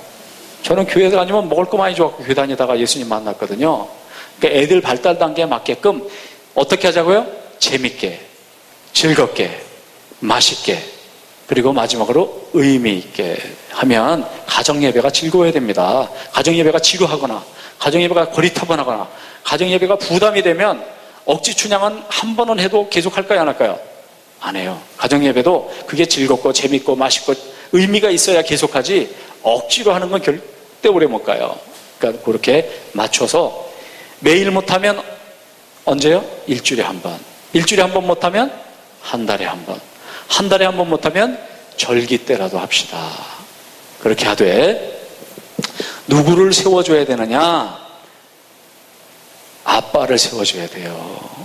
아빠를 세워주고 가장을 세워줘야 됩니다. 옛날 속담 되게 맞아요? 틀려요? 옛날 속담 맞거든요. 그 아빠가 서야 돼요. 가장이 서야만 그 가정에 질서가 서거든요. 그러려면 뭔가 예배 드릴 때 기도라든지 사회라든지 이때 아빠의 위치를 자꾸 세워주세요. 그래서 이 가정에 그 축복 기도를 할 수 있는, 다른 사람에게는 축복 기도 못해도 자기 자녀에게는 축복 기도권이 부모에게 있습니다. 그래서 축복 기도를 아이에게 할 수 있어야 돼요. 언제 하느냐? 한번 따라해보세요. 축복 기도는 잠자기 전에, 아침에 일어났을 때, 학교에 갈 때, 밥 먹을 때, 그때 축복 기도를 하세요. 아빠가, 할아버지가. 그래서 잠자기 전에 이렇게 안아주거든. 그건 이제 각 형편마다 달라요. 머리에 손을 얹든 학교에 가기 전에 이렇게 안아주든 또 식사하기 전에 이렇게 해서 자꾸 축복 기도를 흘려보내면, 축복 기도는 그냥 공중에 떴다 사라질까요? 그 아이에게 돌아갈까요? 그 아이에게 돌아갑니다. 부모의 축복 기도, 할아버지 할머니의 축복 기도는 그 아이의 머리로, 그 아이의 정수리로 들어가서 그 아이의 심령에 새겨지게 되는 줄 믿습니다. 그래서 너무 화가 나면 옛날에 어른들이 하지 않아야 될 그런 욕을 할 때가 있었어요. 아유, 욕실할 놈, 또는 뭐 이상한 썩을 놈. 물론 썩긴 썩겠죠, 언젠가 죽으면. 그럼 너무 빨리 썩을 놈 하면 안 되고, 차라리 우리는 샬롬. 한번 따라해보세요. 샬롬. 우리 샬롬이에요.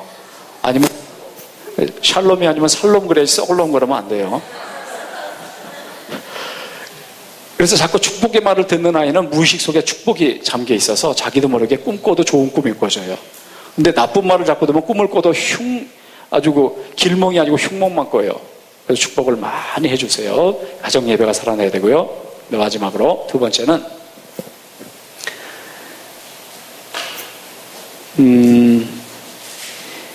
이 아이들에게 어린아이들 앞에서 냉수 함부로 마실 수 있대요? 없대요? 없대요. 그러면 부부가 살거나 할아버지 할머니가 살다 보면 서로 충돌될 때가 있어요? 없어요? 있어요. 그때는 아이가 알게 하는 게 좋겠어요? 모르게 하는 게 좋겠어요?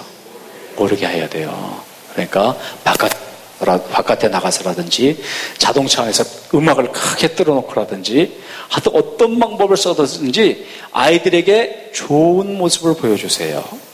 의도적으로, 교육적으로. 위선이 아니에요. 그거는 교육을 위해서 좋은 걸 보여주는 거예요. 그래서 영화도 등급이 있고 모든 게 다 등급이 있지 않습니까? 요것만 하고 이제 마치려고 하는데, 제가 요 두 속담 캐치프레이즈를 하고는 오늘 기독교 가정교육, 성경적 부모교육의 말씀 및 세미나를 마치고자 합니다.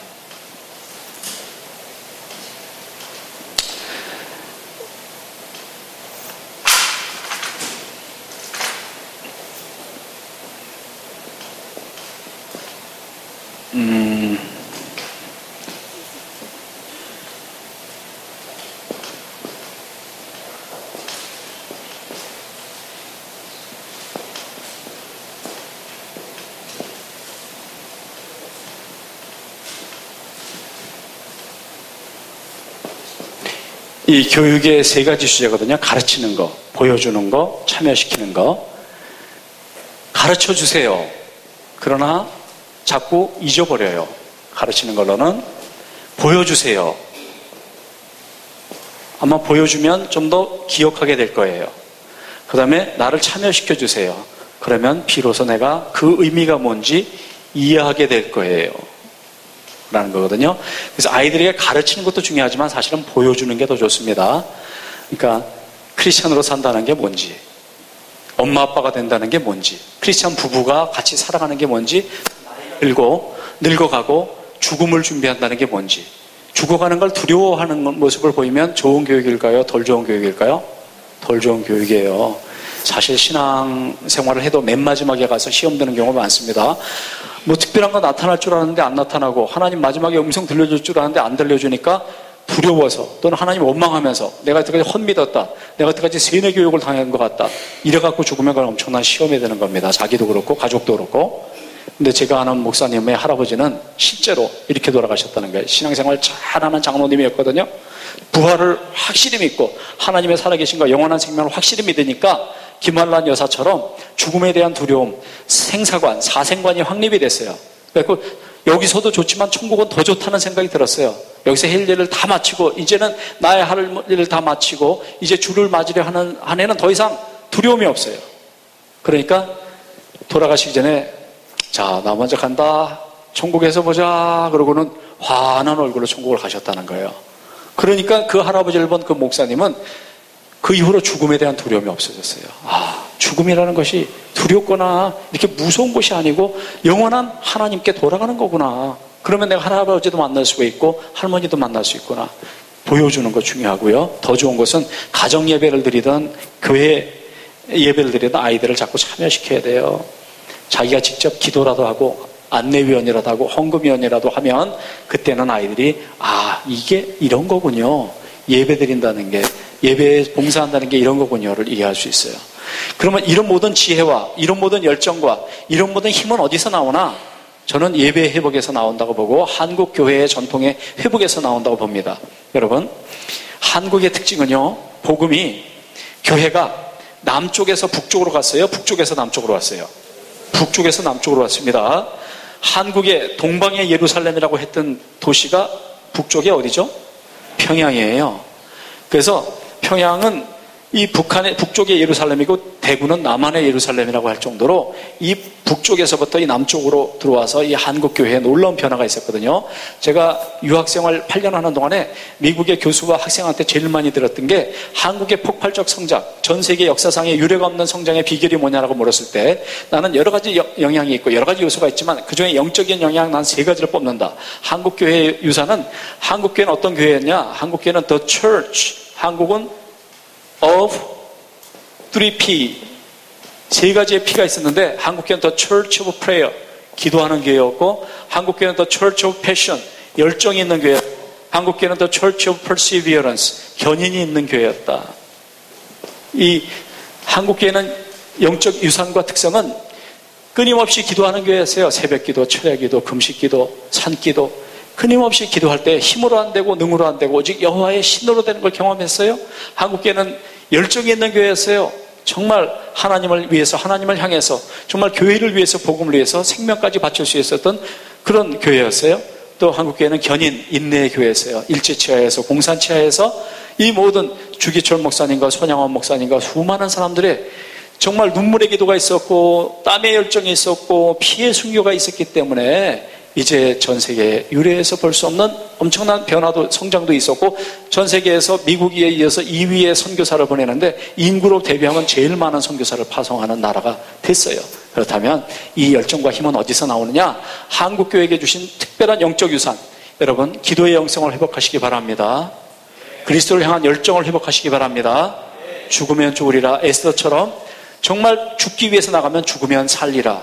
오히려 썩을 것으로 심고 썩지 않은 영원한 것을 거두는 이런 영적인 유산을 회복하면 이제 성광교회가 살아나고 이 성광교회의 가정과 이 후손들이 살아나고 그럴 때에 이제 한국교회가 살아나는, 그리고 한국교회가 세계교회를 다시 한번 변화시키는 놀라운 역사가 있기를 주님의 이름으로 부탁합니다. 기도하겠습니다. 사랑해 주님 감사합니다. 우리 가정의 달을 맞아서 성광교회에서 이렇게 기독교 부모 세미나를 할 수 있게 하시고 또한 특강과 자녀 교육을 위한 참 말씀을 대하게 하시니 감사합니다. 오늘 마태복음 13장에 주신 것처럼 참 천국은 마치 그 곳간에서 새 것과 옛 것을 내오는 서기관처럼 참된 정체성과 변화를 아울러 추구하는 우리 교회 되게 하여 주시옵소서.